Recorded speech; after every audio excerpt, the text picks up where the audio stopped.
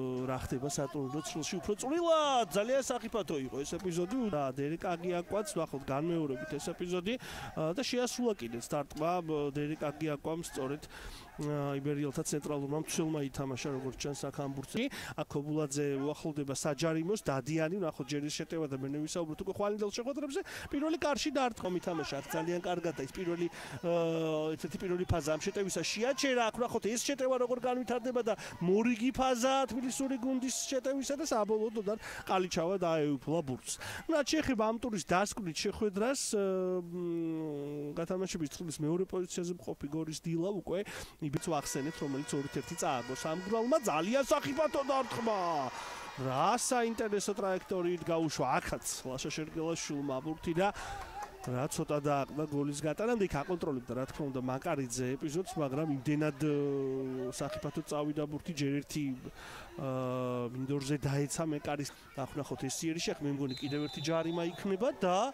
აქ დებურჩიხლაძეს მეორე ყვითელბარეთს უჩვენებს გიორგი ავაზაშვილი რაც ნიშნავს იმას რომ სამგურალი რჩება 10 კაცი წუთებს საკმაოდ დიდხანს გაახვა აქ სილაკაძის შორეული დარტყმა დამატებაზე ვინ ითამაშებს უკეთ მამაკეიშვილის დარტყმა და ნოდარ ყალიჩავა ეპიზოდის უდაოგმო იბერიელთა მხრიდან გუნდის კაპიტნის გიზი მამაკეიშვილის მიერ შესრულებული დარტყმის განეიტრალება კიდევ ერთხელ განმეორებით მას ისევ გიზი მამაკეიშვილი მოექცა ყურადღების ცენტრში წინა ეპიზოდში თამაშგარე იყო და იქ ის გოლი არ ჩაითვლებოდა მაგრამ ამ ეპიზოდში ნამდვილად არნაირ თამაშგარელაშვილი ბურთის სიახლოვეს ჩაწოდება საჯარიმოში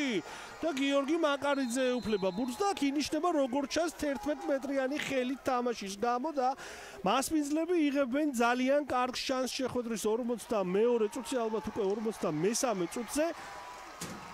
გოლის გატანისა შეხვედრაში რომელშიც კაცნაკლუბი არიან რომელშიც ძირითადად საკუთარი კარის უსაფრთხოებაზე უწევს ზრუნვა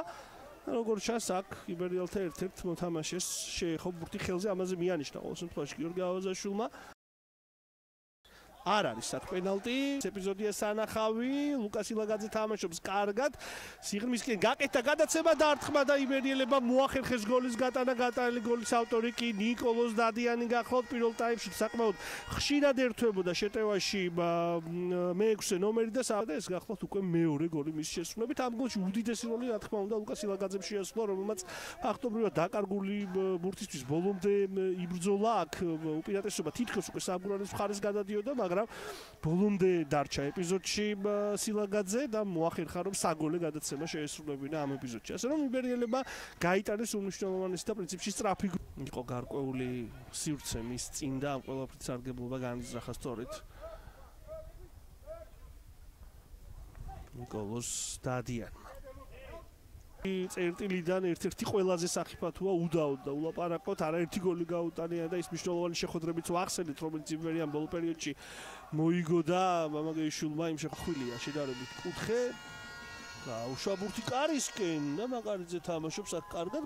ერთ-ერთი ყველაზე მწვავე თუ ყველაზე მწვავე არა ლუკა ხორხელი იყო აქ გოლთან ძალიან ახლოს გიორგი მაკარიძე აკონტროლებდა ვითარებას მაგრამ ბურთი თუ კარში წავიდოდა იმდენად ძლიერი იყო 90 წუთს ჯანჯღავა რა კარგი გადაცემა შეიძლება ალბათ დარტყმა და გადარჩა იბერია ამ ეპიზოდში სამგურალი ძალიან ახლოს იყო წონასწორობის აღდგენასთან კიდევ ერთხელ განმეორებით რა ცოტა დააყდა სამგურალს გოლის გატანამდე ცვლებაზე შემოსულმა მოთამაშეებმა თემურ გოგნაძემ და ფერნანდო ბულიმ კინაღამ შეძლეს და იმერულ გუნდს გადაურჩინეს ქულა იქ იყო ასლეტა ბოლო წამები იყო დღევანდელი მატჩისა რომელიც 23 ტურის ფარგლებში გაიმართა წყალტუბოს საფეხბურთო ცენტრში სადაც